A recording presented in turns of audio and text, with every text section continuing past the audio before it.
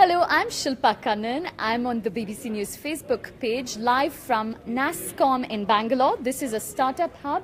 You can see all around me various startups at work. This is a hub where they can come and set up before they get funded and go off and start their own offices.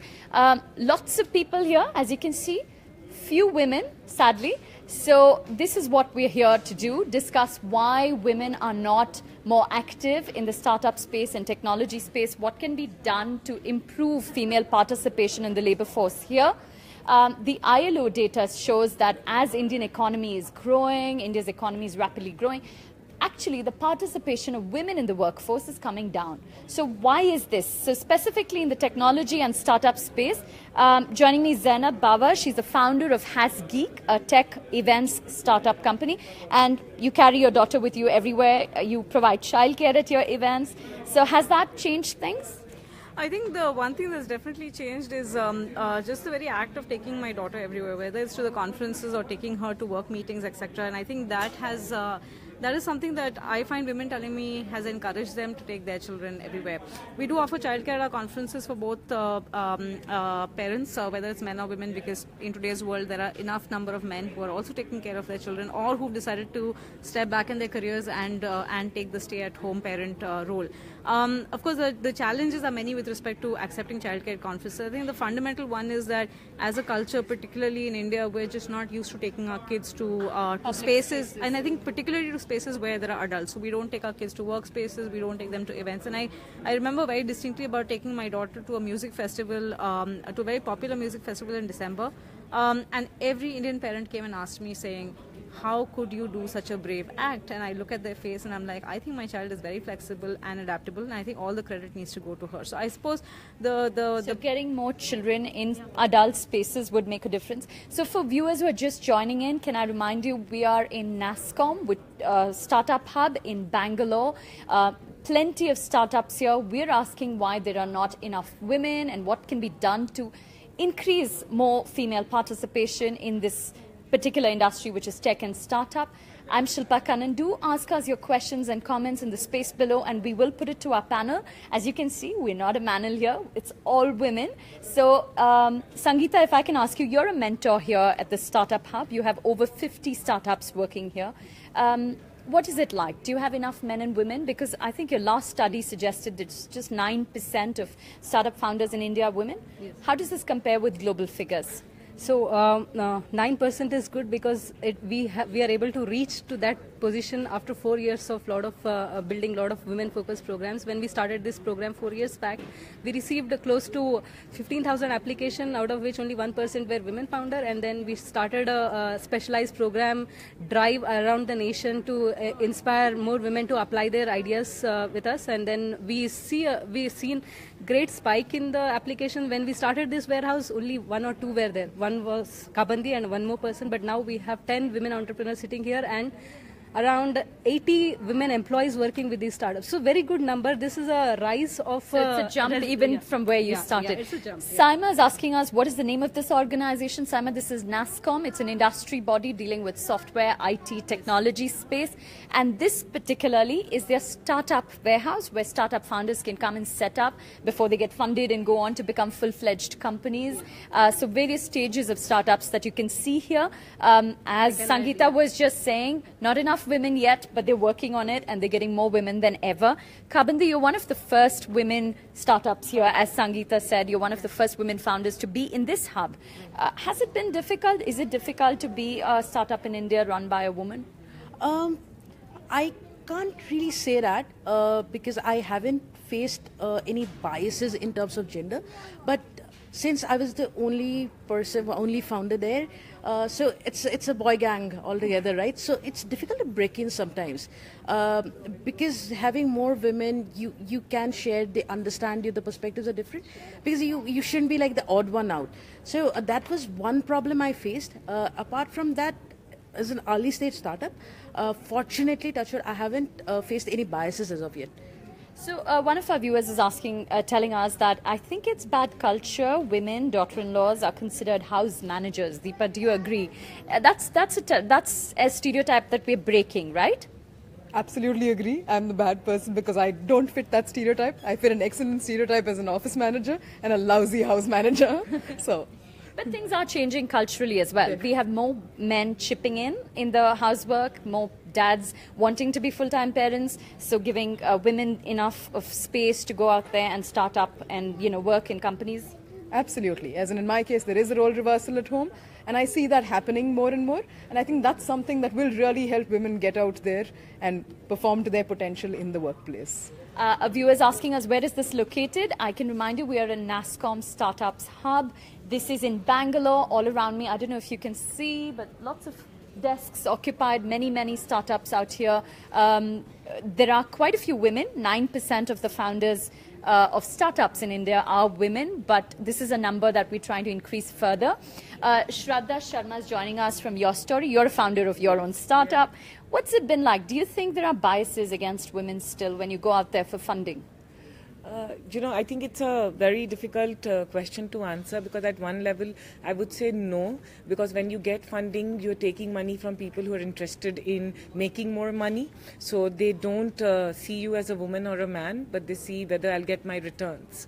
So no, I would say that there's no bias per se, but at the same time, I do believe that does the startup ecosystem, like any other ecosystem in the world, in the country, have biases? Absolutely. Like there are biases of different kinds, but just to answer your question, not necessarily when it comes to raising money. Rashika is asking us, what is one of the biggest reasons that we don't have many women joining in such startups? What can be done best to have more women join such programs? Zainab, what is the top thing that you would do to change? I think the first thing is you asked the question about women being seen as home managers, and I think that perception has to fundamentally change. That women can do beyond just management, be office mamas, be office managers. I think the other problem that tends to be in the startup world is that as women we tend to occupy roles that are stereotypically seen as women's roles, like marketing and sales. I think there are very few stories and role models of women who are into hardcore tech. There are definitely a lot of women. They're just right not here, in the, I mean, we can change that. She's a chip designer. We have founders. and this is something, founder. and I think I've been writing I've been writing about saying that we really need more and more women to come up and talk about their positive stories as women who are doing hardcore technology. And I think once we have a lot more of that information coming up, I suppose that should at least change the mindset, if not anything else. Can I ask you, you work with a lot of startups. What is the rate of success? Nicole, our viewer, is asking us, what is the rate of success and sustainability in this huge pool? I mean, does the rate of success for women change from that of men? Not really. It's the rate of success of an entrepreneur. It doesn't matter whether it's women or a man. As Shraddha mentioned, once you have started up, once you have reached a stage, anyone who is looking at you will look you as a business owner, will look you as a business starter. And the rate depends, I think it's fairly around 10% in India, wherein the success ratio of startups, and it doesn't matter whether it's male entrepreneur or female entrepreneur. Sheikh is asking us, is the VC funding as robust as Silicon Valley? I'm going to just put that to Shraddha. Do you think the funding here is an issue, or is it as robust? Definitely funding is an issue. But having said that, just wanted to tell the audience right now that in India, as of today, 7.7 billion of dry powder is there. So 7.7 billion money is there to be invested. So just in the startup space? Just in the startup space. If we look at all the venture capitalists who had raised money last year and last year, so that kind of money is waiting to be deployed. So there is enough and more capital. And the new interesting trend is that a lot of Indian businesses, Indian owners, Indian founders, they have started investing in the last 2-3 years, which was not happening earlier. So a lot of money is there to be invested. But yes, is it as glamorous, is it as easy, or is it as noisy as it is in Silicon Valley? Then no, I would say that we have a little more journey to make there, but definitely a lot of cash sitting here to be invested. Rachel's asking us, Indian women, how many are in STEM and high-tech as versus Indian men? Can you tell us? You said you've seen a lot of Indian women who are chip designers, which I hadn't, I must agree. So high-tech professions, do you see a lot more women in India? Definitely. I don't have numbers for percentages of, it's lower than the men, definitely. But like Sangeeta mentioned, compare it to the rest of the world, and India's way ahead. I went to Belgium, and they were surprised. I was the only woman tech in the entire office building. Women don't do tech in Europe. In the US they do, but like Sangeeta mentioned again, it's on the lower side, probably 10%, whereas here we're 25% of the tech force.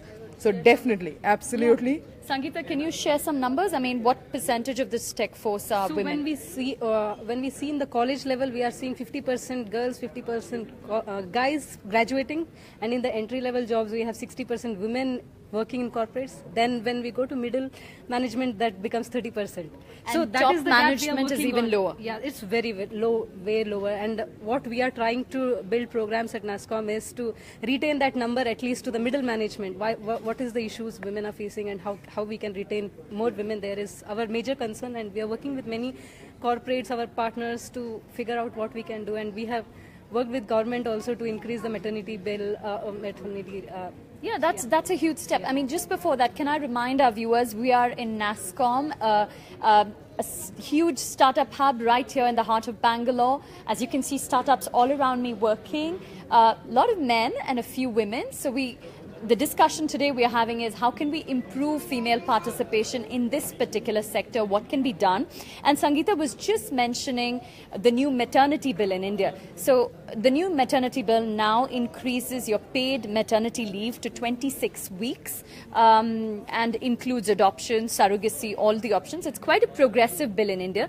Do you think that will make a difference in this sector? It should make a difference is what we are hoping for, because instead of taxing the corporates more and then giving that money back to the corporates in terms of maternity bill, it's better that corporates take this initiative and actually help in nation building. Because why are we talking about women participation?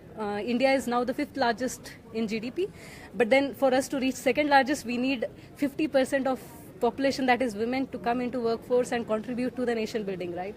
And that is like you said, the international ILO data suggests that as India's economy has been rapidly growing, the female participation in the labor force has actually come down. Zainab, can I ask you, do you think women feel threatened in male workspaces? This is one of our viewers asking, in male dominated offices, if you are just the only woman or possibly the minority there, do you feel threatened? So I think there are a couple of factors. Even the conferences we organize, we see lesser participation from women, and it clearly has to do with the fact that larger gatherings of men intimidate women, and that is indeed the case. And that the intimidation is both real as well as perceived. I think it's real in the sense that men do tend to be quite opinionated about a lot of things, and the question, and I think the issue that's often there in women's minds is, if we step into this domain, if I say something, am I going to sound stupid? Should you speak up? Should you speak up at all, in fact? The other is that I think it's also quite clear that men do have a pretty strong bro culture, in the sense of, there's more, men can be more boisterous, etc. And I think that also puts off women. I think something that Prachi pointed out earlier was the fact that women do like to sort of stay by themselves and don't necessarily want a network. And I think that sort of adds to the intimidation. And I think the way to create true diverse spaces is not just to say, instead of one woman, we have 10 women, but it's more about how do you bring people from different backgrounds to talk to each other, because different backgrounds also inform the way in which relationships between men and women work and how hierarchies work. A viewer was just asking us about rural inclusiveness. I mean, women from rural setup would be speaking differently from an urban setup if you put her in a corporate environment. I think even within this, even within urban setups itself, like I'm sure women from second-tier cities often feel less confident. Like friends have been telling me how women ask in recruitment interviews from Haryana and Chandigarh that are there cases of harassment in this office? My parents are concerned about whether I will be harassed, molested, etc. Because these are realities in those spaces. I think we need to think of diversity in terms of also the fact that you can't be inclusive everywhere, but where you can be inclusive, can you really be inclusive without essentializing and bucketing women into one bracket? Yeah, they're as diverse as the other workforce. Can you tell me, do you think, Anne is asking us, do you think our society and culture will let women continue working full-time in hardcore technology or even concentrate just like men do? Is there enough support in the society? I guess the society is coming up to the point wherein more and more support is coming up for women to work full-time in tech roles. So the maternity bill is one of the major support towards that. But in general also, whatever role you play, it's all about letting women work. After the working, it could be any role. So when you're working, the role doesn't matter a lot. It does matter, but once you're in your workspace, what role you play, it's all about letting women enter the workspace. So I guess the support is coming up. And can I ask you, Anandi is saying, does work-life balance support women? But you have said men are increasingly changing that too, right? Absolutely. I think gender roles, gender stereotypes need to change across the board and recognize that we have an equal part in the corporate workforce and we can take on that. On that note, we'll wrap up this live. You're watching BBC News live from NASSCOM in Bangalore. This is a big startup hub. And we are asking women founders, women startup founders, as well as those in the technology space, what can be done to increase female labor participation in this sector? Thank you for watching. Goodbye.